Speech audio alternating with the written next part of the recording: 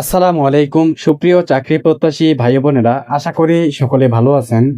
তো আপনারা যারা প্রাইমারি শিক্ষক নিবন্ধনে আপনারা যারা পরীক্ষা দিয়েছেন গত 9 জানুয়ারি রোজ শুক্রবার, তো আজকে আমি সেই পরীক্ষা সম্পর্কে এবং পরীক্ষার ফলাফল সম্পর্কে কিছু কথা বলবো।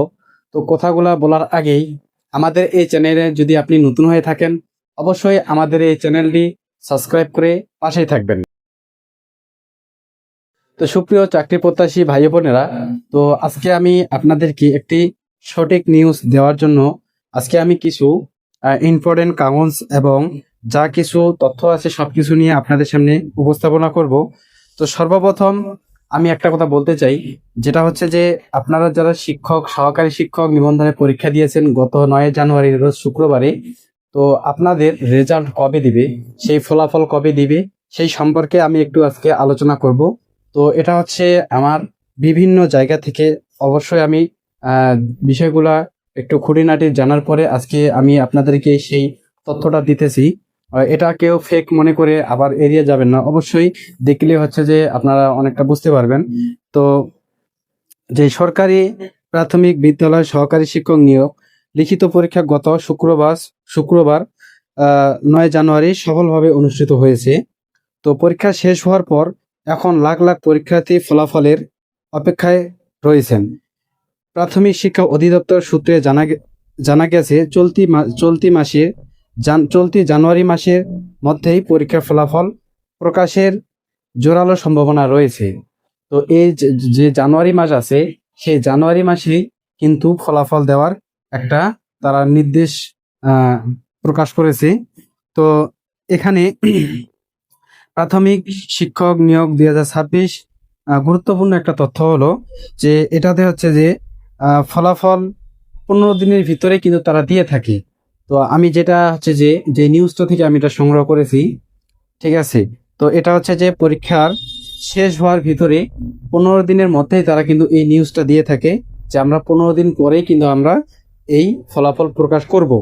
এরপরে হচ্ছে যে 20 জানুয়ারি অথবা 25 জানুয়ারির ভিতরে কিন্তু তারা ফলাফল প্রকাশের একটা আশঙ্কা দিয়েছে। তো অতএব আমরা যদি এই মাসেও যদি তারা প্রকাশ করে, অর্থাৎ এই জানুয়ারি মাসে শেষের সপ্তাহে কিন্তু তারা এটা হচ্ছে প্রকাশ করবে, ফলাফল প্রকাশ করবে, এটা একটা সম্ভাবনা রয়েছে। একবারে এটা কিন্তু জোরালো ভাবে সম্ভাবনা রয়েছে, যেটা হচ্ছে যে বোর্ডের থেকে তারা নির্দেশ করেছে যে খুব তাড়াতাড়ি এটার হচ্ছে যে রেজাল্টটা দিতে হবে। এরপরে হচ্ছে এখানে মোট পদসংখ্যা হচ্ছে 14,385 জন, এটা হচ্ছে পদ, ঠিক আছে। তো এখানে হচ্ছে আবেদনকারী মোট প্রায় আবেদনকারী 10,80,800 জন, ঠিক আছে। 10,80,800 জন আবেদনকারী। তো প্রতি আসনের বিপরীতে তারা নিয়েছেন হচ্ছে যে 75 জন করে। তো মোটামুটি ধরা চলে যে একটা ইয়াতে আপনার 75 জন করে নিবে।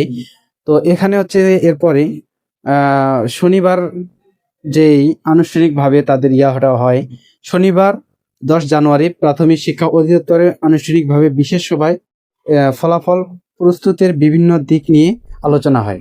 তো এটা হচ্ছে গত 9 তারিখে তারা পরীক্ষা দিয়েছে, অর্থাৎ শুক্রবারের পর যে শনিবারের পরেই কিন্তু তারা এটা নিয়ে একটা বৈঠক করেছে। তো এরপরেই মানে পরীক্ষা শেষ হওয়ার 15 দিন পরেই কিন্তু তারা হচ্ছে যে এই ফলাফলের নিউজটা দিবে। তো অর্থাৎ আমরা বুঝতে পারলাম যে পরীক্ষার কয়েকদিন না, মাত্র 2 সপ্তাহ পরেই তারা হচ্ছে যে এই নিউজটা দিয়ে থাকে। মাত্র 2 সপ্তাহ পরেই তারা হচ্ছে পরীক্ষার ফলাফল দিয়ে থাকে।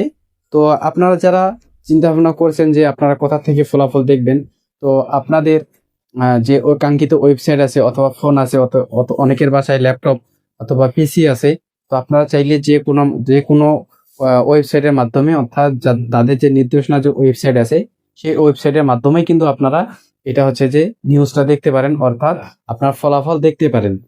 তো আজকের ভিডিও একটু লং হয়ে গেল কথা বলতে বলতেই। তো যদি কথাবার্তায় কোনো ভুল হয়ে থাকে অবশ্যই ছোট ভাইয়ের মতো ক্ষমার দৃষ্টিতে দেখবেন। তো আজকের ভিডিও এতটুকুই। ভালো থাকবেন, সুস্থ থাকবেন। আল্লাহ হাফেজ।